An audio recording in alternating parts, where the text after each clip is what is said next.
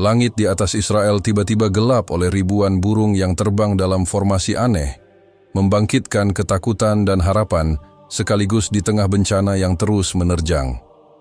Apakah ini pertanda azab ilahi yang akan mengubah dunia, ataukah hanya kebetulan belaka yang akan segera berlalu tanpa jejak? Langit di atas Yerusalem pagi itu seperti kehilangan warnanya. Biasanya, matahari terbit membawa semburat oranye yang hangat, menyinari kubah emas Masjid Al-Aqsa dan menciptakan bayangan panjang dari tembok-tembok tua yang menyimpan sejarah ribuan tahun. Tapi hari itu, tidak. Pagi itu datang dengan keheningan yang tidak wajar. Tidak ada suara burung gereja, tidak ada cericit di pohon zaitun. Bahkan angin pun seolah enggan bergerak. Seorang pria tua bernama Yosef duduk di bangku kayu depan rumahnya. Seperti biasa, tangannya menggenggam segelas teh hangat dan matanya menatap langit dengan rasa rindu akan pagi yang cerah. Tapi bukan cahaya matahari yang dia dapatkan, melainkan kegelapan perlahan yang merambat dari ufuk timur. Bukan hitam seperti malam, tapi kelabu tebal seperti kabut yang kehilangan arah. Lalu suara itu datang. Bukan ledakan, bukan petir, tapi suara ribuan kepakan sayap, serempak, berat, dan menggetarkan dada. Yosef berdiri perlahan, gelas teh di tangannya, jatuh dan pecah tanpa ia sadari. Ia menatap ke atas, dan tubuhnya membeku. Ribuan burung, hitam, besar, terbang dalam formasi yang tidak seperti biasanya. Mereka tidak terbang acak. Mereka membentuk pola-pola yang terlalu simetris untuk disebut alami. Formasi itu terus berganti, lingkaran, spiral, garis sejajar. Semuanya berganti seperti diatur oleh satu komando yang tak terlihat. Di jalanan, warga mulai keluar rumah. Anak-anak digendong, orang tua menggenggam tangan cucu mereka dengan erat. Kamera ponsel mengarah ke langit, tapi tak ada yang bicara. Tidak ada teriakan. Tidak ada tawa, hanya tatapan dan ketakutan yang merayap pelan ke dalam dada. Di pusat kota, seorang turis asal Spanyol merekam formasi burung itu sambil bergumam, "Esto no es normal." Ini tidak normal. Suaranya gemetar. Rekaman itu kemudian viral di media sosial dan disiarkan ulang oleh stasiun berita lokal dan internasional. Tidak butuh waktu lama sebelum orang-orang mulai menyamakan burung-burung itu dengan ababil, makhluk langit yang disebut dalam kitab suci umat Islam. Apakah ini burung-burung yang sama dalam kisah tentara bergajah? Bisik seorang wanita, tua kepada menantunya, matanya masih terpaku ke langit. Surat Al-Fil. Jawab menantunya, pelan, yang dilempari batu dari neraka. Rumor mulai menyebar. Sebagian meyakini ini adalah peringatan dari langit atas tanah yang terus-menerus diliputi konflik dan darah. Sebagian lainnya berusaha mencari penjelasan ilmiah. Tapi bahkan lembaga meteorologi Israel tidak dapat memberikan pernyataan resmi. Kami tidak memiliki data pasti mengenai spesies burung ini atau dari mana mereka datang, ujar juru bicara pemerintah sore itu di saluran berita Channel 12. Kami masih menyelidiki, namun penyelidikan tak bisa menenangkan rakyat. Yang mengejutkan bukan hanya jumlah burungnya, tapi keanehan mereka. Tidak berkicau, tidak turun ke tanah, tidak menyentuh pohon. Mereka hanya terbang, berputar, mengepakkan sayap dalam diam. Seolah menyampaikan sesuatu yang belum bisa dimengerti manusia. Di sebuah sekolah dasar di Beit Shemesh, puluhan anak menangis saat langit mendadak gelap dan suara burung menggema dari atas atap. Para guru mencoba menenangkan mereka dengan doa dan nyanyian. Tapi salah satu anak bernama Eliora justru berdoa keras sambil menutup mata. Tuhan, ampunilah kami. Kami belum sempat jadi baik. Tangisan itu terekam dalam sebuah video yang kemudian disiarkan oleh media Arab. Banyak netizen dari luar negeri menuliskan komentar seperti, tanda-tanda ini bukan untuk ditakuti, tapi untuk direnungi. Namun tidak semua orang merespon dengan spiritualitas. Sebagian justru meremehkan. Itu cuma burung. Tidak usah lebay, ujar seorang politisi muda yang diwawancarai sore itu. Namun ketika burung-burung itu tampak membentuk simbol aneh di langit, seperti angka atau huruf yang tak dikenal. Bahkan ia pun terdiam dan menutup mulutnya.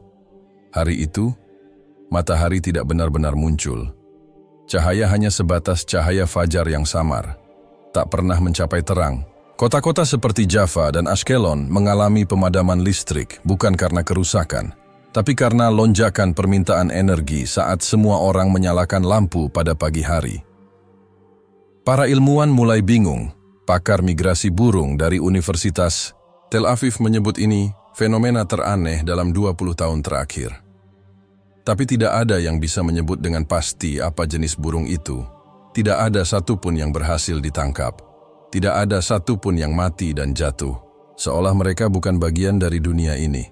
Di rumah sakit Hadassah, seorang pasien lansia menangis saat melihat formasi burung itu dari jendela kamarnya. "Aku pernah melihat ini dalam mimpi," katanya. 3 malam berturut-turut. Burung-burung itu datang sebelum bumi terbelah. Berita mulai menyebar ke seluruh dunia. CNN, BBC, Al Jazeera, semua menayangkan fenomena ini. Di Qatar, seorang ustaz terkenal menyampaikan khutbah darurat di televisi nasional dan mengutip surat Al-Fi'il.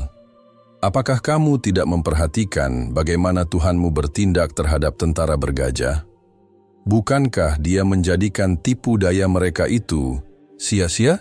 Dan dia mengirimkan kepada mereka burung yang berbondong-bondong yang melempari mereka dengan batu dari tanah yang terbakar."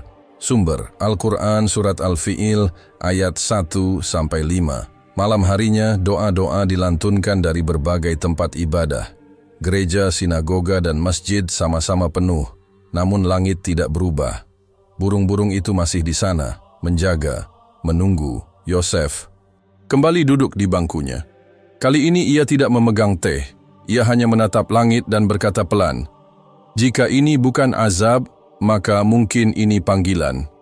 Dan kita telah terlalu lama berpura-pura tuli." Hujan tidak turun di Israel selama lebih dari 2 minggu, namun udara dingin terasa seperti sedang menyusup dari sela-sela langit yang membeku. Ribuan burung itu masih bertahan di langit, berputar-putar di atas Yerusalem, Haifa, dan sebagian wilayah Galilea. Mereka seolah menjadi atap baru bagi negeri yang mulai kehilangan arah. Hari-hari berlalu tanpa penjelasan. Rakyat menunggu, pemerintah bingung, dan langit tak kunjung memberi jawaban.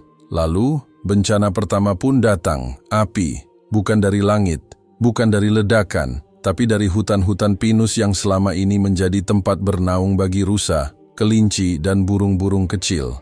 Di sebelah utara Yerusalem, tepatnya di kaki Bukit Gilon, hutan terbakar tanpa sebab jelas. Tidak ada petir, tidak ada perkemahan, tidak ada aktivitas manusia. Namun bara menjalar seperti dihantarkan oleh tangan tak terlihat. Departemen Pemadam Kebakaran mengirim 7 helikopter ke lokasi. Tapi asap terlalu tebal.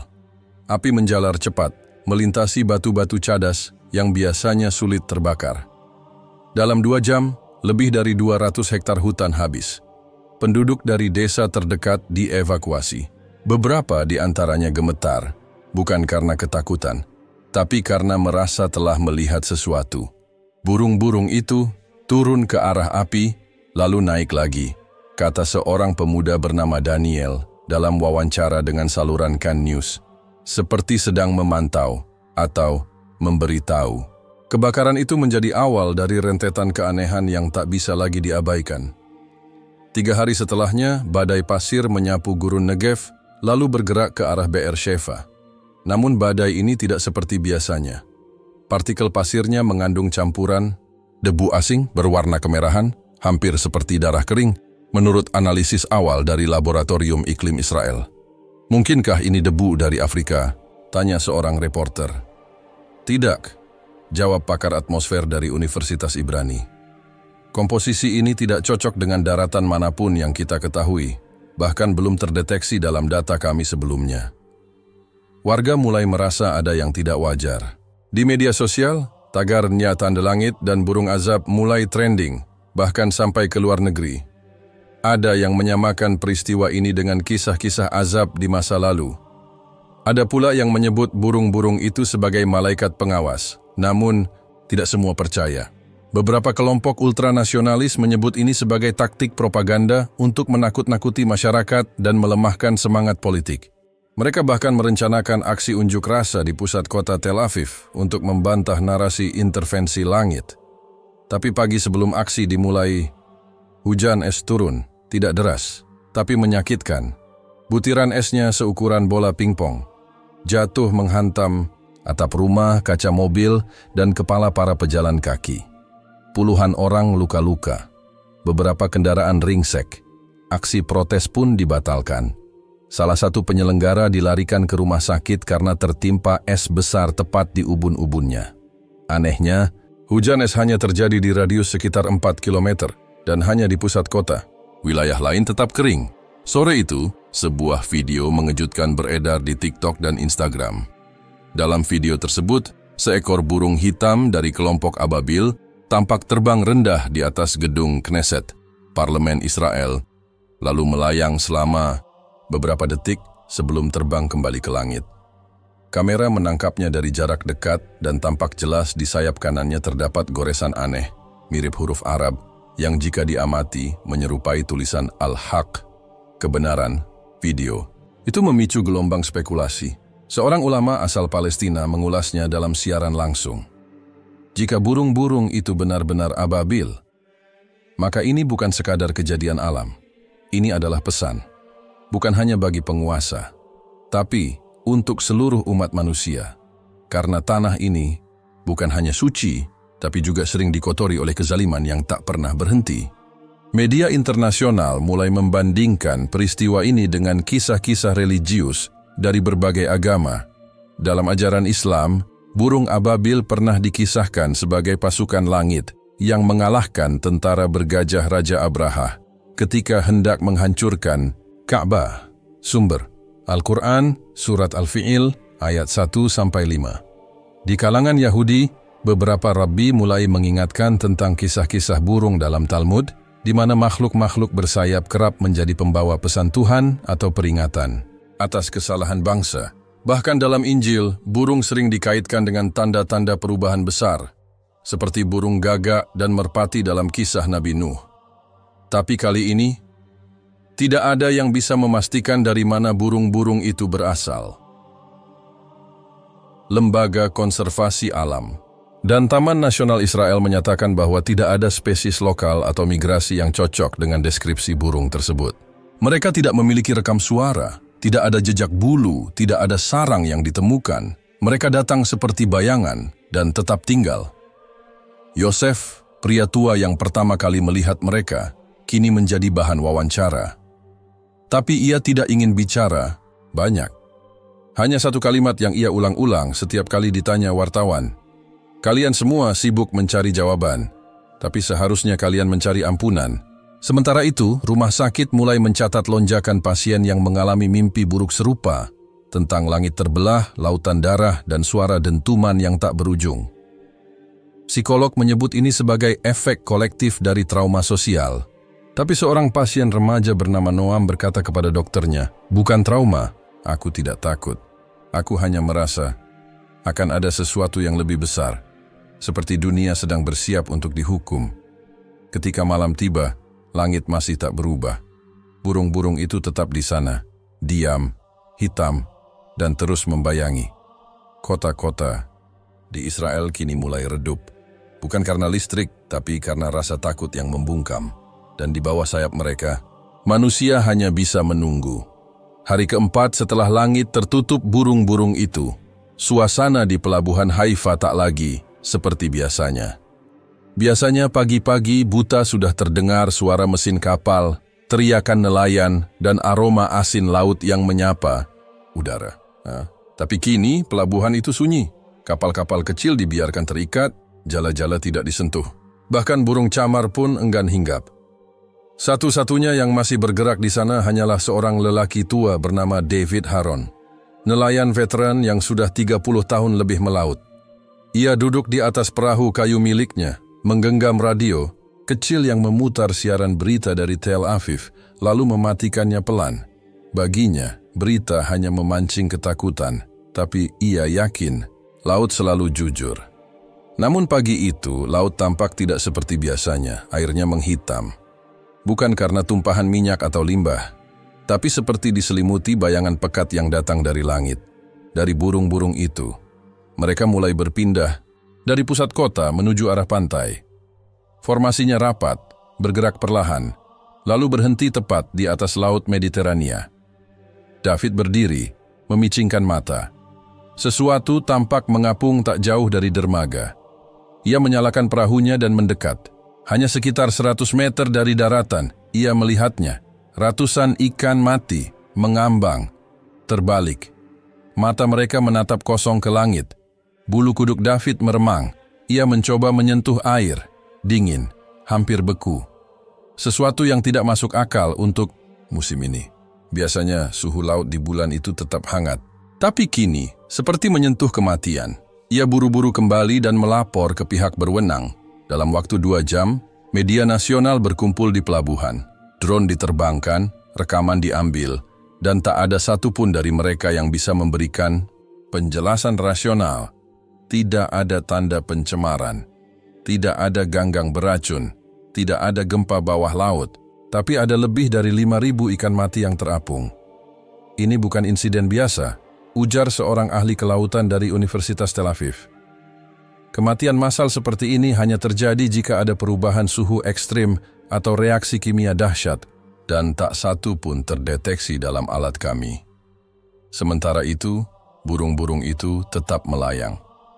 Diam, mengerubungi laut seakan menunggu sesuatu. Beberapa jam setelah kejadian di Haifa, laporan serupa datang dari Ashdod dan Eilat, 2 pelabuhan lain di selatan. Bahkan di Danau Tiberias, nelayan menemukan puluhan ikan nila mati secara mendadak. Para petani air tawar yang menggantungkan hidup dari kolam-kolam buatan mulai resah. Mereka khawatir fenomena ini akan membuat air menjadi racun. Namun bukan hanya nelayan yang resah. Pendeta, rabbi, dan ulama dari berbagai kota mulai angkat suara. Beberapa dari mereka menganggap ini sebagai tanda besar yang telah tertulis dalam kitab-kitab suci. Seorang imam tua dari Nazaret berkata dalam khutbahnya, "Ketika langit menurunkan bayangannya dan laut menjadi hitam, maka ketahuilah, bumi sedang menggeliat dalam murka. Setiap makhluk yang lemah akan lebih dulu mendengarnya." Kata-kata itu menggama di media sosial. Tagar azab sudah dekat muncul dalam berbagai bahasa. Sebuah video viral menunjukkan seorang perempuan Yahudi ultra-ortodoks menangis di depan tembok ratapan sambil berdoa keras, "Tuhan Abraham, jika ini murkamu, kami mohon ampun. Jangan biarkan anak-anak kami terbakar bersama kesalahan kami." Namun suara rakyat tak bisa menyentuh ketakutan yang lebih besar. Pemerintah sendiri mulai goyah. Perdana Menteri menggelar rapat darurat nasional. Dalam siaran pers yang disiarkan langsung, ia berdiri dengan wajah kaku, mencoba menenangkan jutaan rakyatnya. Tapi bahasa tubuhnya berbicara lain. Kita tidak boleh terpancing oleh teori-teori konspirasi atau spekulasi agama. Kita sedang menghadapi anomali alam dan para ilmuwan terbaik sedang bekerja keras mencari penjelasan. Namun bahkan saat kata-kata itu diucapkan, langit di belakang gedung parlemen masih diselimuti bayang-bayang. Malam harinya, muncul laporan baru dari Lembaga Meteorologi Nasional. Badai petir berintensitas tinggi terdeteksi di atas perairan laut. Mati, badai itu diam, tak bergerak, dan tidak menyebar, seolah terkunci di tempat tertentu. Kilatnya menyala dalam pola melingkar, bukan menyambar acak seperti biasa. Gambar satelit menunjukkan bentuk yang aneh, seperti mata, satu titik pusat dikelilingi lingkaran gumpalan awan hitam, membentuk gambaran serupa mata yang sedang menatap ke atas. Ini bukan fenomena alami, kata seorang pakar atmosfer dalam wawancara televisi. Kami tidak punya model untuk menjelaskannya. Kami hanya tahu ini bukan badai biasa. Sejumlah pendeta menyebut itu sebagai mata langit. Beberapa lainnya menyebutnya mata penghakiman. Namun satu nama mulai sering terdengar di antara masyarakat Muslim, Kristen, bahkan Yahudi, azab. Rakyat mulai panik. Pembelian air mineral meningkat drastis. Apotek kehabisan masker. Pasar gelap menjual amulet dan kitab doa dengan harga tak masuk akal. Di beberapa wilayah, orang-orang mulai menggali sumur pribadi. Yang percaya kepada Tuhan mulai menangis. Yang tidak percaya mulai bertanya, apakah ini hanya kebetulan ataukah peringatan terakhir? Semakin banyak orang berbicara tentang burung-burung itu seolah mereka adalah utusan. Mereka tak berkicau, tak menyentuh tanah, tapi bayangan mereka menghantui. Bahkan di malam hari, siluet mereka tetap bisa dilihat, melayang pelan di bawah cahaya bulan yang tak utuh. Dan yang membuat suasana semakin mencekam adalah mimpi-mimpi yang terus bermunculan. Seorang anak kecil bernama Amir dari Ramallah bangun dari tidurnya sambil menjerit. Ibunya memeluknya erat, mencoba menenangkan. Tapi Amir tak bisa berhenti berkata, "Langit pecah, Bu. Langit pecah," dan suara burungnya mengerikan.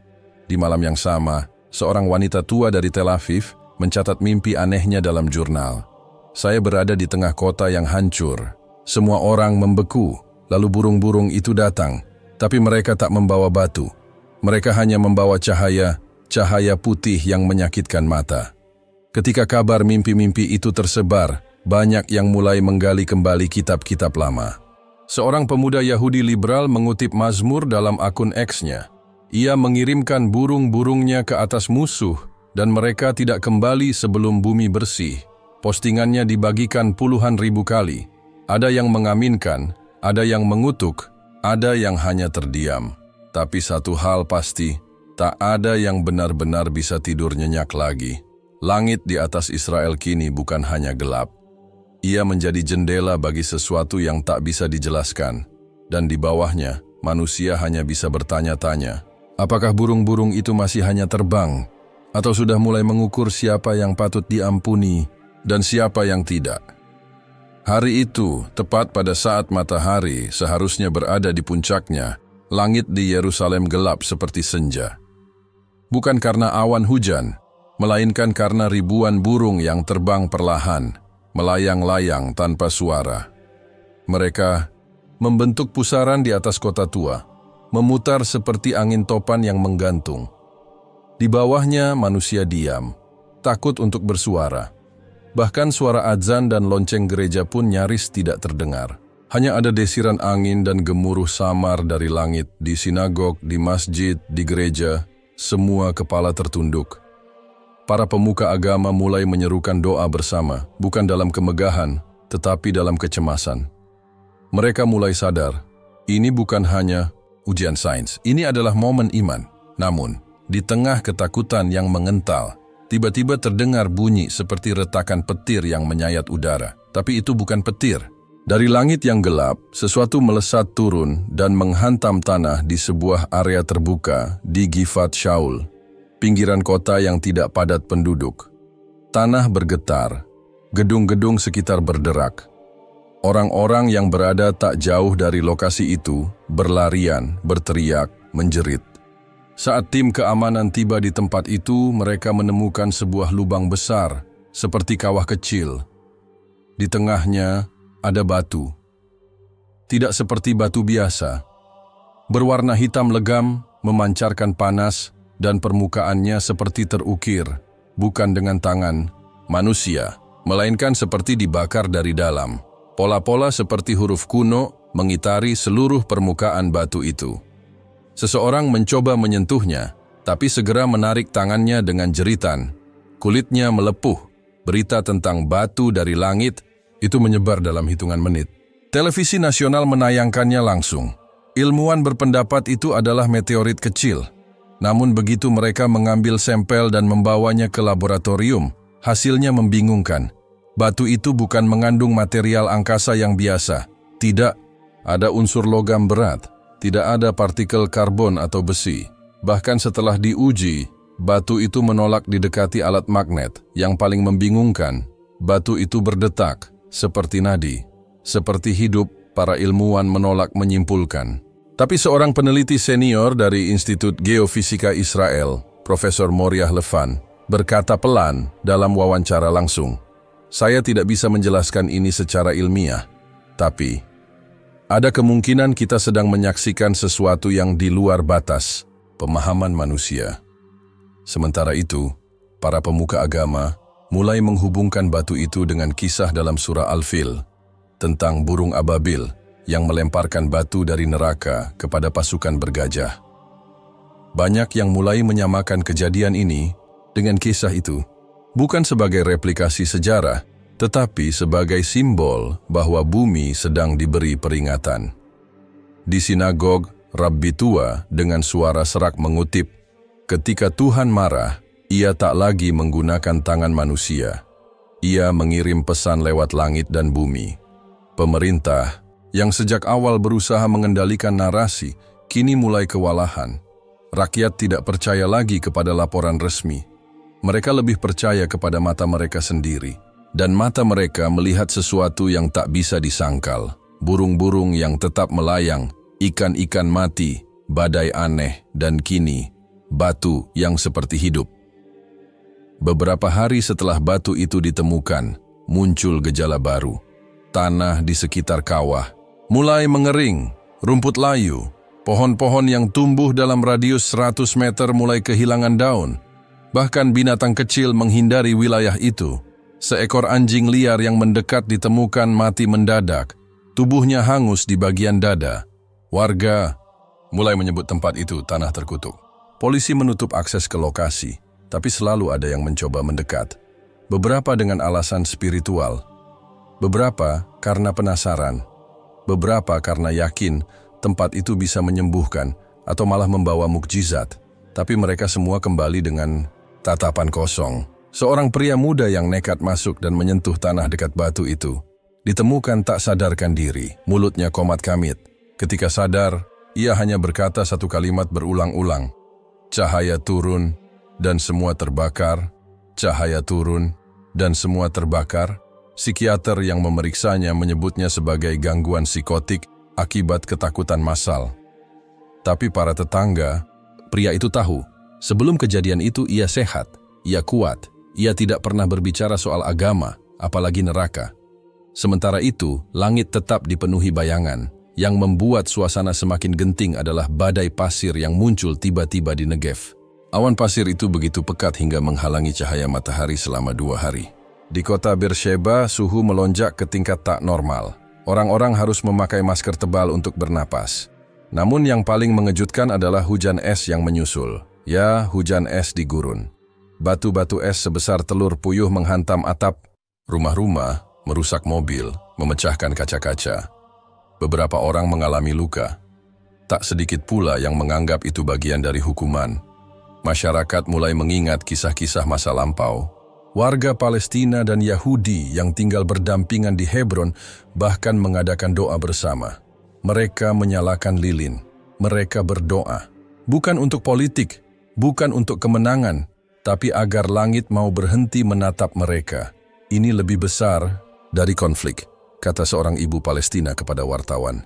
Ini lebih dalam dari kebencian. Ini tentang kita semua, sebagai manusia. Keesokan harinya, seorang anak perempuan berusia 8 tahun dari Nazaret menggambar sesuatu yang mengejutkan. Ia menggambar seekor burung besar, hitam, dengan mata merah menyala, membawa batu yang terbelah menjadi 2. Di dalam batu itu, ia menggambar api. Gambar itu viral. Anak itu, Sarah namanya, hanya berkata bahwa ia bermimpi melihat burung itu terbang di atas laut mati. Ketika ditanya apa isi batu itu, ia menjawab pelan, "Orang-orang berdoa, lalu terdiam, lalu cahaya turun seperti kilat, tapi tidak menyakitkan, hanya membakar yang salah." Kalimat itu membuat gemetar banyak orang dewasa, karena mereka tahu anak-anak tidak bohong soal ketakutan mereka. Langit tetap gelap. Burung-burung masih terbang dalam keheningan dan batu itu masih berdetak. Malam itu tidak datang dengan perlahan seperti biasanya. Ia tidak menyapa langit dengan semburat jingga yang hangat atau sapaan tenang dari bulan yang menggantung. Tidak ada pertanda, tidak ada aba-aba dari langit. Ia datang seperti tirai hitam yang diturunkan paksa, menutup mata bumi dengan kasar, hingga seluruh Israel seperti terkubur dalam bayangan yang tak berujung. Orang-orang berpikir listrik padam, tapi ketika lampu darurat dinyalakan, lampu jalan dinyalakan, bahkan ketika tentara mengarahkan sorot cahaya ke langit, tetap tidak ada cahaya yang bisa menembus kegelapan itu.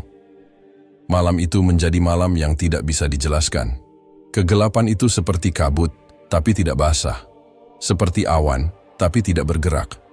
Seperti sesuatu yang sadar dan menatap balik pada manusia yang menatapnya. Sebuah kekosongan yang terasa hidup, yang diam-diam merayap masuk ke dada orang-orang dan menyesakkan napas mereka, bukan karena kekurangan udara, melainkan karena rasa bersalah. Beberapa berteriak, sebagian menangis, yang lainnya hanya diam, duduk di lantai rumah dengan tangan menutupi wajah, seolah menunggu sesuatu yang tak bisa dihindari. Di Yerusalem, seorang imam muda berdiri di halaman. Masjid dengan Al-Quran terbuka di tangannya. Ayat demi ayat dibacanya dengan suara parau. Angin tidak meniup halamannya. Tidak ada suara burung. Bahkan cicak pun tidak berbunyi malam itu. Apakah ini hari kiamat? Bisik seorang anak kecil yang berdiri memeluk ibunya di sudut rumah sakit di Haifa. Ibunya tidak menjawab, hanya mengelus kepala anak itu dengan lembut, walau tangannya sendiri gemetar. Di studio berita Channel 2, pembawa berita veteran memutuskan untuk membuka acara malam itu tanpa teks. Ia melepas earphone, menatap langsung ke kamera, dan berkata, "Kami tidak akan menyampaikan angka statistik malam ini. Kami tidak akan bicara tentang politik atau retorika kebijakan. Kami hanya ingin berkata kepada kalian semua bahwa kami juga takut."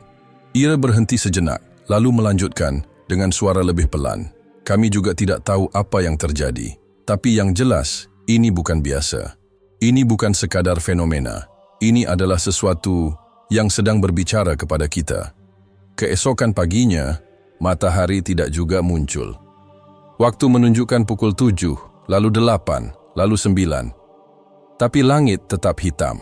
Tidak total seperti malam, tapi cukup pekat untuk membuat orang menyalakan lampu. Di dataran tinggi Golan, para petani menemukan ladang mereka membeku padahal suhu hanya belasan derajat. Tanaman layu seperti disiram dengan air mendidih, padahal malam sebelumnya tidak hujan, tidak ada salju, tidak ada badai. Bahkan rumput-rumput kecil menjadi keabu-abuan, seperti dilapisi debu hangus. Seorang petani tua, Yosef ben Eliyahu, terduduk di samping ladangnya yang mati. Ia tidak menangis, hanya menatap kosong. Ia mengangkat tangannya ke langit dan berkata, lirih, seperti berbicara kepada seseorang yang tak terlihat. "Kalau ini tentang tanah yang kami rebut, atau darah yang kami tumpahkan, maka katakan. Tapi jangan membunuh ladang, jangan bunuh rumput Tuhan." Beberapa jam setelah itu, gempa bumi kecil mengguncang wilayah Galilea. Tidak besar, hanya sekitar 3,2 menurut skala yang disensor oleh pemerintah dan tidak diumumkan secara resmi. Tapi getaran itu dirasakan sebagai peringatan. Tanah seolah hendak bicara. Gemetar, tapi belum marah. Namun yang membuat semua orang benar-benar terpaku adalah suara. Suara dari langit. Tidak keras, tidak menggelegar seperti guntur. Bukan pula bisikan, tapi seperti dengungan panjang, dalam, dan terus-menerus. Seperti suara alat musik gesek yang diputar lambat. Berasal dari atas, tapi terasa sampai ke tulang. Para ilmuwan di Tel Aviv menyebut itu infrasonic waves, gelombang suara rendah yang tidak biasa. Tapi mereka juga kebingungan, karena sumbernya tidak bisa ditemukan. Tidak berasal dari bawah tanah.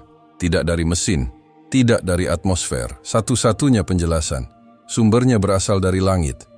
Tapi tidak ada pesawat, tidak ada benda terbang, tidak ada gerakan, hanya burung-burung itu. Mereka masih di sana. Ribuan jumlahnya, tak pernah meninggalkan langit, seolah menjadi bagian dari kabut gelap yang menutup hari. Beberapa ahli zoologi menduga mereka mengalami disorientasi arah. Tapi teori itu dibantah sendiri oleh seorang peneliti burung dari Eropa yang sengaja terbang ke Israel untuk menyaksikan sendiri. Namanya Dr. Helga Mayer, spesialis perilaku burung migrasi. Dalam wawancara langsung, ia berkata, "Ini bukan gangguan navigasi. Burung-burung ini tidak tersesat. Mereka tahu apa yang mereka lakukan. Mereka terbang dalam formasi yang sangat terorganisir. bahkan lebih teratur daripada kawanan angsa. Ini bukan sekadar insting, ini seperti mereka sedang menunggu. Menunggu apa? Tanya reporter. Ia terdiam, lalu menjawab, mungkin menunggu aba-aba untuk menyerang. Kalimat itu membuat siaran dihentikan sementara karena kekhawatiran akan kepanikan massal. Namun rumor sudah telanjur menyebar.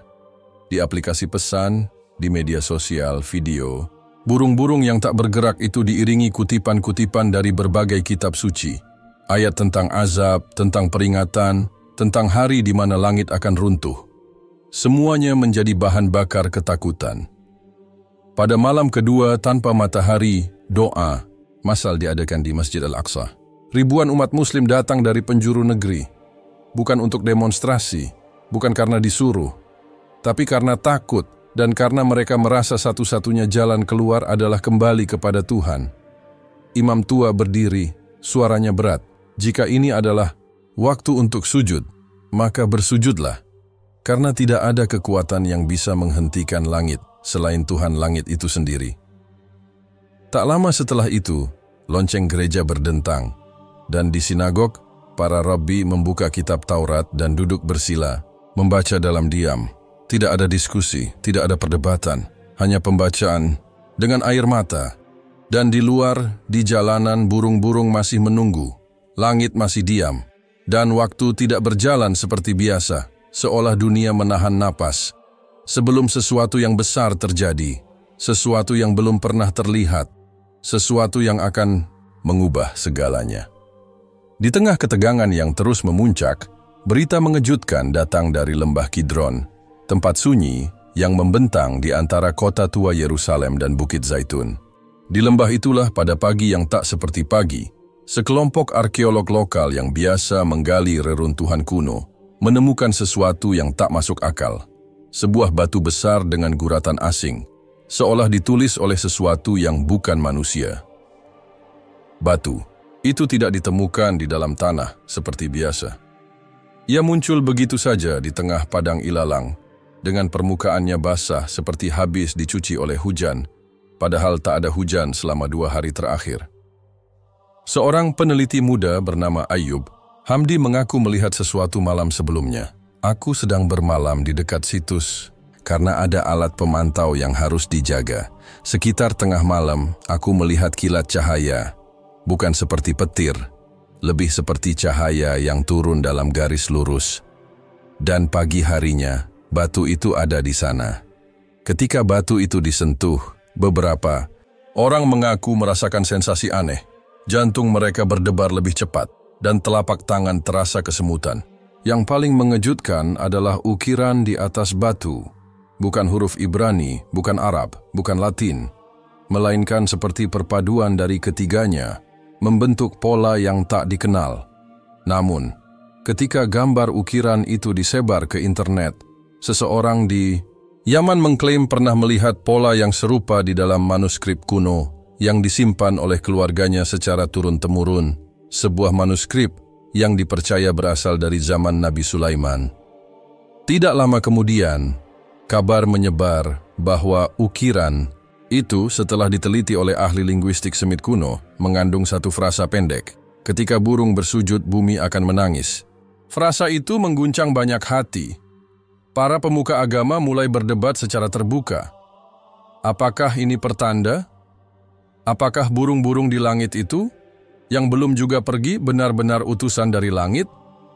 Sementara itu, kondisi di lapangan semakin memburuk.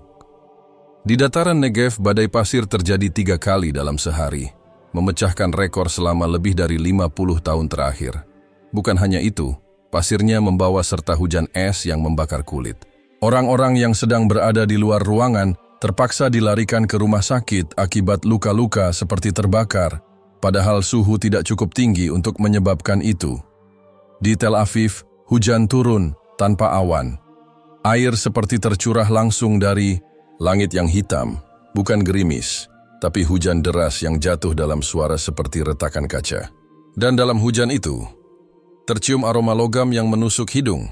Airnya tidak berwarna, tapi saat dikumpulkan di baskom putih, perlahan berubah menjadi keruh, lalu keperakan. Beberapa ilmuwan mencoba menguji kandungan air hujan ini. Hasilnya mengindikasikan tingkat ion logam tinggi, terutama aluminium dan barium, yang secara normal tidak muncul dalam kadar setinggi itu. Tidak ada penjelasan ilmiah yang masuk akal.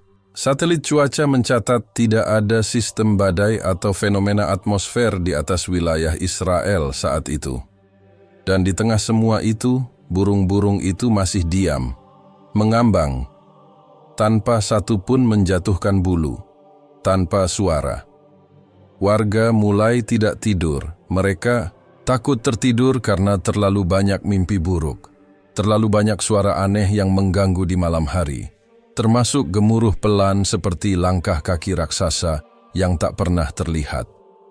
Seorang ibu dari Ashdod mengaku melihat anaknya, usia 7 tahun, bicara dalam tidur. Dia bicara dengan bahasa yang tidak kami pahami. Tapi dia duduk, membuka mata, dan berkata, burung-burung itu tidak datang untuk membunuh, tapi mereka akan membawa siapa yang menolak untuk menangis. Kata-kata itu menyebar lebih cepat dari virus. Di tengah kepanikan, sebagian orang mulai melihat ke dalam. Tidak sedikit dari mereka yang selama ini hidup tanpa peduli pada nilai kemanusiaan sekarang menangis di pinggir jalan, membagikan makanan, memeluk orang asing, seolah langit menuntut manusia untuk mengubah isi hati. Bukan hanya takut secara fisik, dan semakin hari, semakin banyak yang mengakui burung-burung itu memang bukan burung biasa. Mereka seperti juri, menatap, merekam, menunggu, namun tidak semua orang memilih jalan pertobatan. Beberapa pihak di pemerintahan bersikeras bahwa semua ini adalah bagian dari operasi musuh. Mereka menduga ada teknologi baru yang digunakan untuk menebar kepanikan. Mereka mengerahkan drone, radar militer, bahkan senjata elektromagnetik untuk mencoba mengusir kawanan burung misterius itu. Namun tidak satu pun berhasil. Bahkan ketika misil udara diluncurkan untuk menguji reaksi burung-burung itu, semua rudal meledak di udara sebelum mencapai target. Tanpa sebab jelas. Saksi mata mengaku melihat kilauan cahaya kecil di sekitar rudal sebelum meledak. Kilatan seperti mata, satu demi satu muncul dan menghilang dalam detik yang sangat cepat.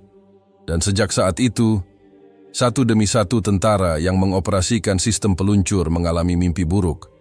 Melihat sungai darah, gunung runtuh, dan ribuan mata burung yang berubah menjadi bara api, pemerintah mencoba menyembunyikan ini. Namun kebocoran tidak bisa dihindari, media sosial dibanjiri testimoni. Beberapa media luar negeri mulai menulis headline yang memuat kata ababil dan azab.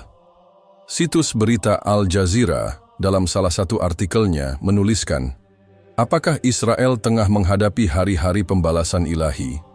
Kawanan misterius di langit dan rangkaian bencana yang menyusulnya membuat sebagian pihak melihat kemiripan dengan kisah ababil, burung langit, yang dijanjikan membawa azab dalam kitab suci. Sumber: Al Jazeera English. Artikel Birds Above Jerusalem, Symbol of Divine. Warning, edisi daring bulan Mei 2025. Artikel itu dibagikan jutaan kali, dan untuk pertama kalinya dalam sejarah konflik yang panjang. Bukan senjata yang membuat orang tunduk, tapi langit.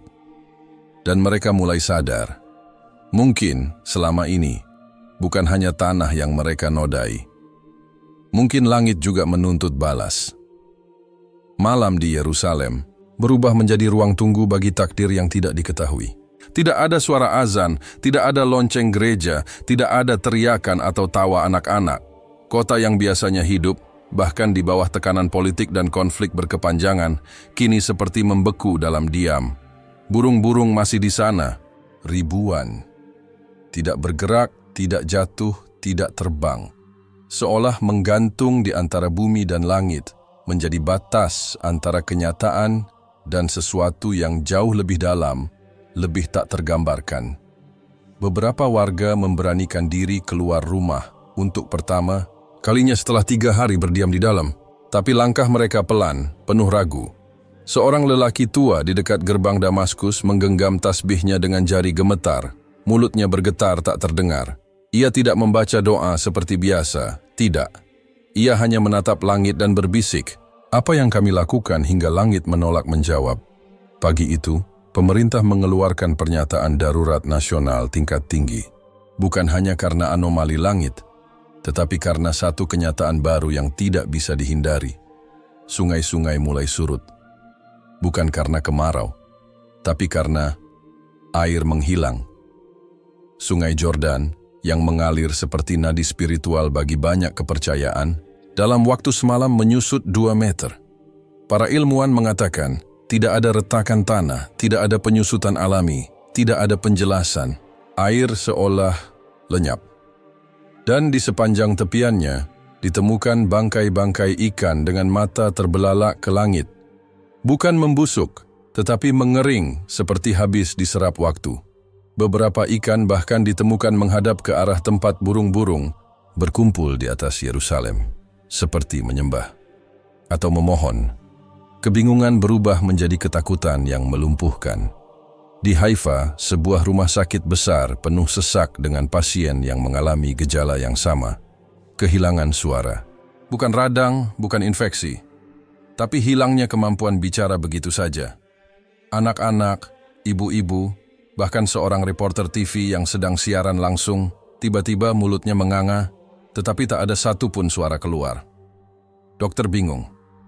Satu-satunya pola yang mereka temukan adalah bahwa para pasien ini semua sebelumnya pernah mengumpat saat membicarakan peristiwa burung atau menyebut bahwa ini hanya omong kosong mistik. Seolah suara mereka diambil sebagai bentuk pembungkaman, bukan oleh manusia, tapi oleh sesuatu yang lebih tinggi. Bukan mencakar, bukan menyerang, hanya diam, dan cahaya aneh menyelubungi tubuhnya. Ketika cahaya itu menghilang, pria itu tidak lagi terlihat di kamera. Petugas keamanan tidak menemukan jasadnya, hanya sepasang sandal dan segenggam tanah yang tampak terbakar. Bau dupa menyebar, meski tak ada yang dibakar. Isu segera menyebar. Ada yang bilang ia diangkat ke langit. Ada yang yakin ia dihukum dan dijadikan debu. Tapi yang lebih banyak berbisik, mungkin dia telah diadili. Mereka tidak tahu, tapi seorang saksi diam-diam datang ke kantor polisi dan berkata, "Pria itu kakakku." Sehari sebelumnya ia berkata kalau akan menantang langit dan membakar lembaran Al-Quran di halaman rumah. Tapi hujan turun sebelum ia sempat membakarnya. Dan malam itu ia pergi keluar dengan wajah penuh kebencian. Pengakuan itu tidak pernah disiarkan di media nasional. Tapi rekamannya bocor ke jaringan alternatif. Video itu membuat publik bergetar. Untuk pertama kalinya dalam sejarah modern Israel, tokoh-tokoh religius dari 3 agama besar duduk di satu meja tanpa perantara politik. Di sinagog, gereja, dan masjid, para pemimpin agama saling memandang dengan satu pertanyaan yang sama. Apakah ini panggilan untuk bersujud bersama? Namun masih ada yang membangkang. Di sebuah pemukiman di tepi barat, sekelompok ekstremis Yahudi membakar pohon zaitun tua yang dianggap suci oleh warga Palestina. Mereka melakukannya di tengah malam, mengira tak akan ada yang melihat. Tapi langit melihat. Tak sampai 1 jam setelah kebakaran, badai pasir datang dari arah sebaliknya, menyapu pemukiman itu seperti tsunami diam. Dinding rumah-rumah mengelupas, udara dipenuhi pasir yang seperti silet. Anehnya, badai itu berhenti tepat di batas pagar desa Palestina di sekitarnya. Rekaman drone menunjukkan pola badai membentuk lingkaran, seperti mata yang menatap, lalu mengedip perlahan. Para ahli meteorologi menyerah. Tidak ada penjelasan yang masuk akal. Ini seperti cuaca memilih, kata seorang peneliti dari Universitas Ibrani Yerusalem. Dan langit tetap gelap, namun di antara kegelapan itu, ada satu titik cahaya baru. Di langit malam, di antara formasi burung-burung itu, mulai terlihat satu celah kecil bercahaya, seperti matahari yang hendak lahir kembali, tapi terlalu malu untuk bersinar penuh. Seorang bocah Palestina bernama Sami, usia 8 tahun, bermimpi malam itu. Ia menggambar mimpinya dengan krayon keesokan harinya. Dalam gambar itu, burung-burung membentuk lafaz Allah dalam formasi sayap mereka.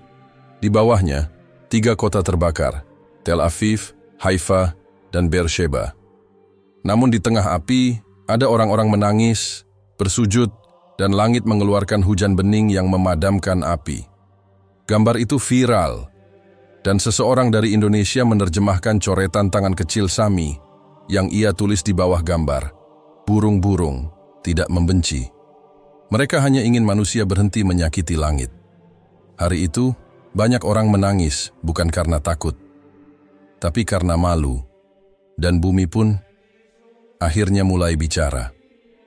Di Laut Mati yang selama bertahun-tahun menyusut, air tiba-tiba naik 1 meter hanya dalam semalam. Tidak ada hujan, tidak ada aliran masuk. Tapi air kembali, namun burung-burung belum pergi, karena manusia belum benar-benar bersujud, belum semua hati menyerah dari kesombongan, dan langit masih menunggu. Hening yang membekukan masih menyelimuti langit di atas Israel. Tidak seperti diam, biasa.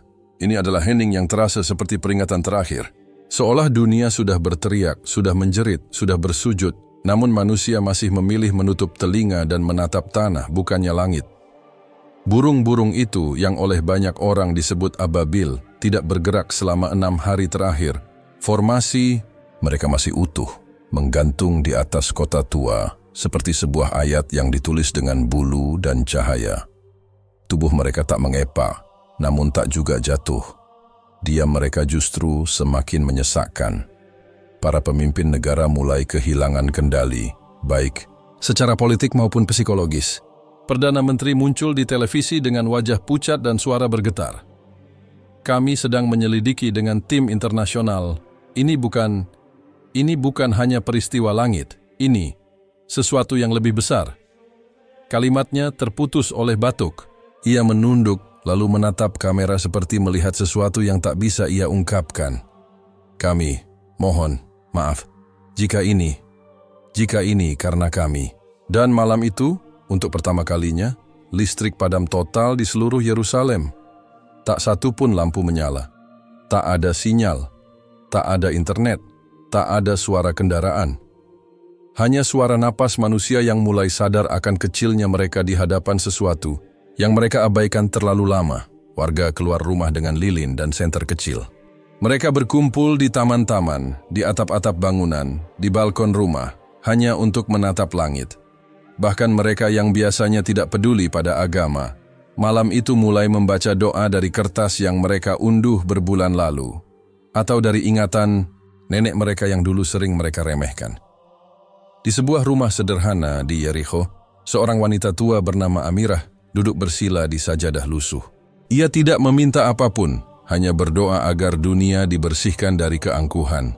Tepat pada jam 2 pagi, suara bergemuruh muncul dari langit. Bukan petir, bukan ledakan, tapi seperti nafas panjang dari entitas besar yang selama ini diam. Suara itu terasa di tulang, bukan hanya di telinga, dan kemudian burung-burung itu mulai bergerak. Satu persatu dalam formasi yang tetap sempurna, mereka berputar perlahan di atas kota suci, seolah menyapu udara, seperti membersihkan ruang di antara bumi dan langit. Putaran itu terus berlangsung selama 12 menit. Orang-orang merekam dengan ponsel, meski sinyal belum kembali. Lalu burung-burung itu berhenti, dan sesuatu yang tak seorang pun siap melihat mulai tampak. Di tengah formasi mereka, muncul lingkaran cahaya. Tidak menyilaukan, namun cukup kuat untuk membuat semua orang yang menatapnya menangis, tanpa tahu mengapa. Cahaya itu perlahan berubah bentuk, seperti tulisan, seperti simbol. Seorang anak kecil berusia 9 tahun di Hebron menunjuk ke langit dan berkata, "Itu tulisan Muhammad." Orang-orang dewasa memicingkan mata. Mereka melihatnya juga. Tulisan Arab, bercahaya, perlahan membentuk, kata Muhammad. Dan saat tulisan itu selesai terbentuk, semua burung mengepakkan sayap secara bersamaan. Bumi bergetar sedikit, dan langit mengeluarkan hujan, tapi bukan hujan biasa. Air yang turun dari langit malam itu tidak dingin, tidak juga menyakitkan. Ia terasa hangat, seperti pelukan seorang ibu setelah perjalanan jauh. Orang-orang keluar dari tempat berteduh. Mereka membuka tangan, mereka menangis. Mereka menyebut nama Tuhan dalam berbagai bahasa, tanpa saling mengganggu. Anak-anak bermain di bawah hujan itu, sementara para orang tua bersujud di tanah yang basah. Di tembok ratapan, para rabbi menggenggam gulungan Taurat dan berdoa bersama umat muslim yang memegang mushaf Al-Quran. Di dalam gereja, pastor-pastor membasuh kaki para pengungsi yang datang dengan pakaian penuh debu dan air mata. Hari itu menjadi saksi bahwa langit tidak memihak satu agama pun, melainkan memihak hati yang bersih. Namun bukan semua orang tersentuh oleh rahmat itu. Di sebuah pos militer di daerah perbatasan, sekelompok tentara menolak percaya. Mereka menertawakan tulisan Muhammad dan menyemprot langit dengan peluru kosong, seolah bisa menembak malaikat. Tidak sampai sejam kemudian, tanah di bawah pos militer itu retak. 14 orang hilang di telan bumi. Tim penyelamat datang. Mereka menemukan satu-satunya yang selamat, seorang prajurit muda yang buta sejak lahir. Ia duduk sambil menggenggam Alkitab kecil dan berkata dengan suara pelan, "Saya tidak tahu bentuk tulisan itu, tapi saya tahu langit sedang mengingatkan kita bahwa kesombongan bukan perlindungan." Kisah itu menyebar. Dan di hari ke-7, sejak burung-burung itu datang, sebuah fenomena terakhir terjadi. Langit mendadak terang. Terang yang bukan dari matahari. Terang yang lembut, seperti napas pagi yang diberkahi. Burung-burung itu perlahan membubarkan diri, menyebar ke segala penjuru bumi. Tapi sebelum mereka benar-benar pergi, mereka membentuk satu formasi terakhir. Gambar Baitul Maqdis yang hanya bertahan beberapa detik di langit, dan kemudian mereka lenyap, begitu saja, tanpa jejak, tanpa bulu tertinggal, tanpa suara. Namun yang tertinggal adalah rasa. Rasa bahwa bumi telah disentuh oleh sesuatu yang melampaui perhitungan manusia. Rasa bahwa manusia telah diberi kesempatan, sekali lagi, untuk memilih jalan yang benar, atau kembali tenggelam dalam kesombongan yang mengundang kemurkaan langit.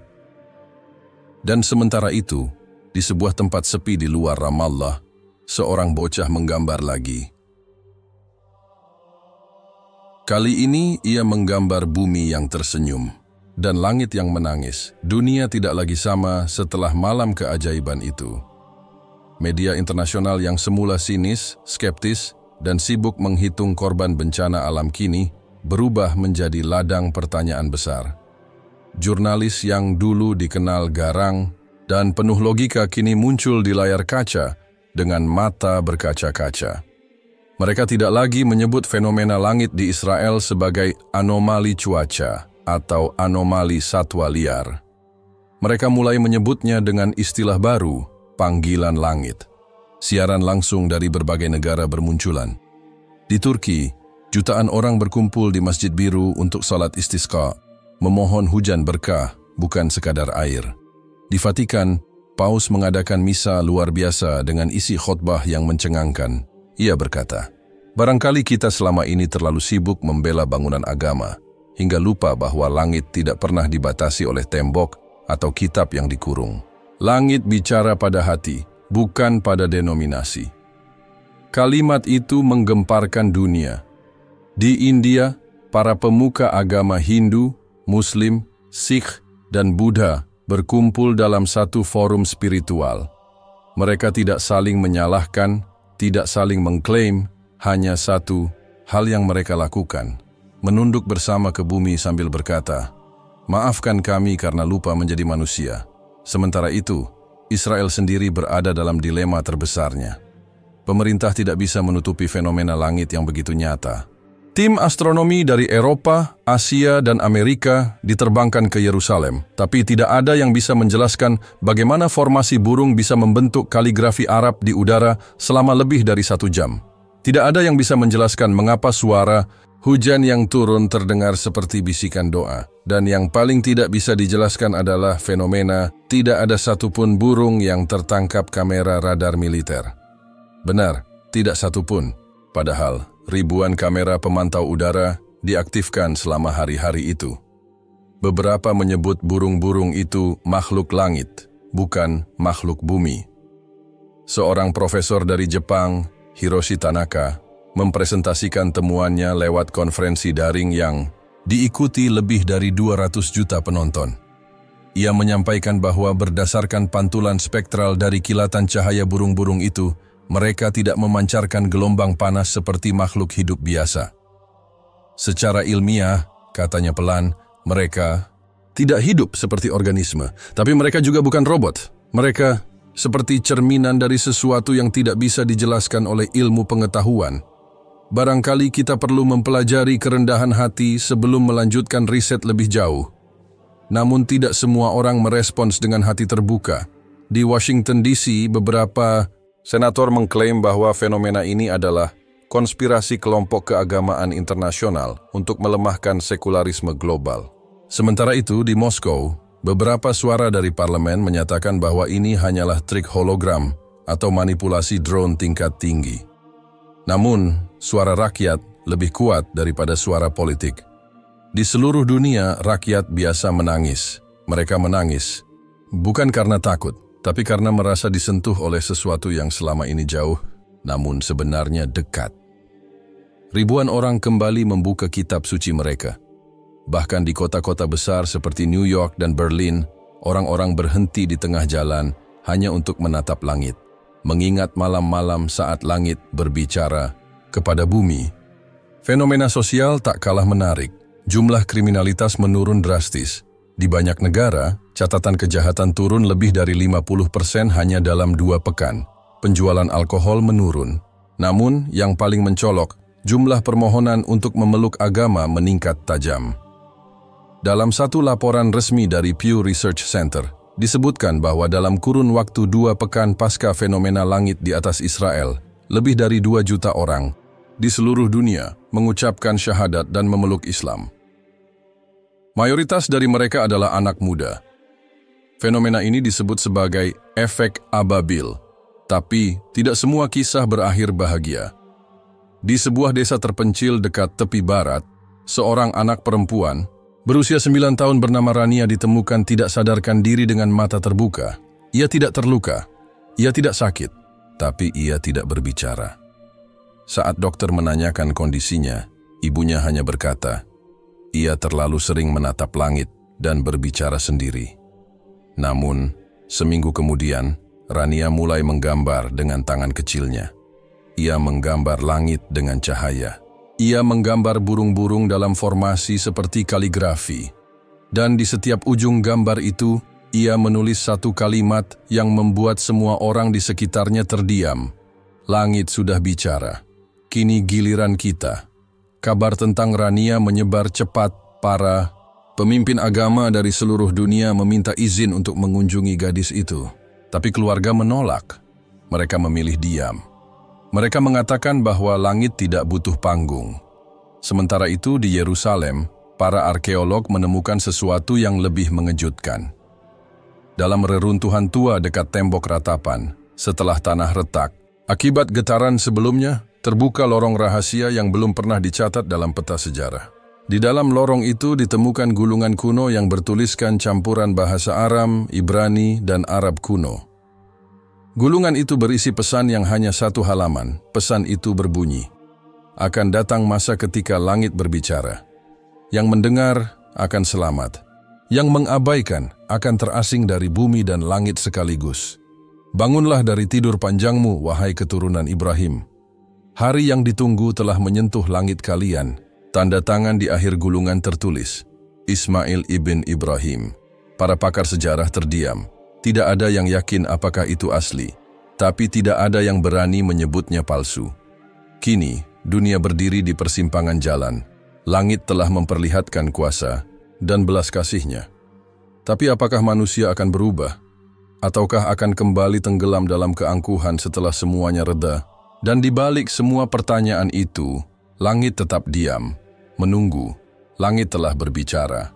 Ribuan suara, jutaan mata, dan miliaran hati telah mendengarnya, merasakan getarannya. Namun, keheningan setelah itu jauh lebih berat daripada suara apapun yang pernah didengar. Di penjuru dunia, manusia berdiri di ambang keputusan. Di tengah ancaman yang belum pernah terjadi dan peluang yang tak pernah terbayangkan, mereka harus memilih. Beberapa kembali ke jalan lama, berusaha menyembunyikan diri dalam dinding ketidakpedulian dan kesombongan. Mereka berkata bahwa fenomena itu hanyalah ilusi, tipuan mata, atau sekadar kebetulan yang dilebih-lebihkan. Mereka menutup mata, telinga, dan hati. Mereka memilih untuk tidak percaya, karena percaya berarti harus berubah. Namun, bagi banyak orang, langit membuka pintu harapan yang selama ini terkunci rapat. Mereka yang dulu terpinggirkan, yang dulu dianggap hina, kini menjadi pelita. Anak-anak, pemuda, orang tua, dari segala ras dan agama, berbondong-bondong ke tempat ibadah, bukan untuk perpecahan, tapi untuk bersatu. Di sebuah kota kecil di Turki, komunitas yang sebelumnya terpecah kini duduk bersama, membangun taman perdamaian di tempat sebuah gereja tua yang rusak. Mereka menanam pohon zaitun, simbol perdamaian yang abadi. Di bawah naungan pohon itu, mereka mengukir nama-nama anak yang hilang dalam konflik, sebagai pengingat bahwa langit tidak pernah lupa. Di Amerika Serikat, seorang mantan senator yang selama ini menolak agama kini membuka sebuah yayasan kemanusiaan. Ia mengatakan kepada wartawan, "Saya mungkin tidak mengerti sepenuhnya apa arti fenomena ini, tapi saya tahu satu hal. Kita harus membuka hati. Kita harus berhenti berperang dan mulai mendengar. Namun, tidak semua negara mengikuti jejak itu. Beberapa pemerintah menambah pengawasan, memperketat kontrol, bahkan menyalahkan satu sama lain atas bencana yang terjadi. Konflik lama yang sudah bersemi kembali, kali ini dengan intensitas yang lebih tajam. Tetapi dunia telah berubah, tidak bisa kembali seperti dulu. Di Yerusalem, sebuah forum internasional diadakan untuk membahas makna dari panggilan langit. Para pemimpin dunia, ahli agama, ilmuwan, dan aktivis berkumpul, mencoba mengurai benang-benang misteri yang ditinggalkan. Seorang ulama terkemuka berdiri dan berkata, "Langit tidak hanya memberikan tanda, tetapi juga tanggung jawab. Kita harus menjaga bumi ini sebagai amanah. Kita harus hidup dalam damai dan keadilan." Seorang ilmuwan dari Kanada menambahkan, "Kita telah menemukan bukti bahwa alam dan spiritualitas saling terkait. Kita tidak bisa memisahkan ilmu dan iman. Keduanya harus berjalan berdampingan." Forum itu menghasilkan sebuah deklarasi yang kemudian dikenal sebagai Deklarasi Langit Terbuka, sebuah seruan global untuk perdamaian, pelestarian alam, dan penghormatan terhadap semua kepercayaan.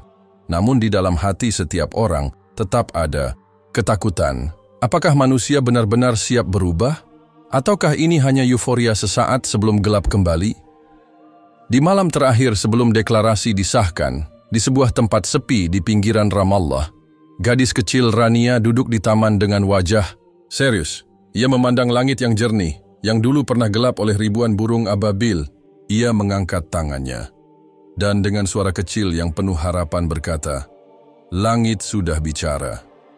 Kini giliran kita untuk mendengarkan dan bertindak." Suara itu tak terdengar oleh dunia, tapi bergema dalam hati mereka yang memilih untuk percaya. Malam itu, di seluruh dunia, manusia memandang ke atas. Di kota besar, di desa kecil, di pegunungan, dan di tepi pantai, mereka tidak hanya melihat langit, tapi juga masa depan. Langit yang pernah menangis kini menunggu jawaban, jawaban yang hanya bisa diberikan oleh manusia.